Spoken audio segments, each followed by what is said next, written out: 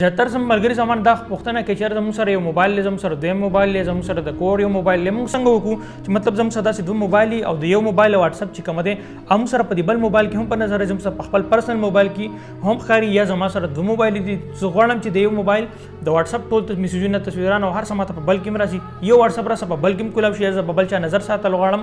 د هغې واتساپ ځان سره څنګه کولاو کوم. دې لپاره ډېره زه ته وړه اسانه طریقه ده، راوشئ ګوګل کروم براوزر ته. چې ګوګل کروم براوزر دې کله ځان سره خلاص کړو دلته به سرچ کې APKCHEERS سرچ کو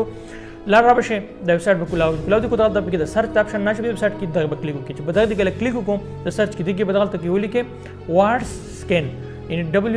WHATSCAN سکرین چې تاسو ښکاری دغه څه به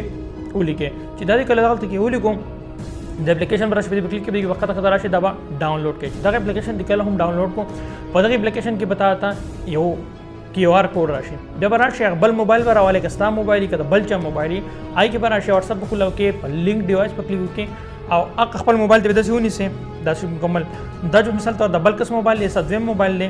په دې کې براشي واتس اپ ته په لینک ډیوایس په کلیک وکړي بیا او خپل موبایل کې دغه اپ اوپن کې کم چې تما او خودلو په دې کې تاسو QR کوډ راغلی نه داسې سکین کې تاسو سکین کې تاسو ځوان موبایل کې واتس اپ کولاو شو په دې کې هم په بل کې نو په دې موبایل کې څوک سم کې ماته ډایرکټ په دې ټول کاری کو دې کې څوک کانټیکټ لیست کې دې څوک میزونه کوي د دې موبایل نه چته کې ټول تاسو زما په نظر کې ټول ماته ښکاري په دې طریقه سره موږ کولی شو چې په بل واتس اپ باندې نظر وساتو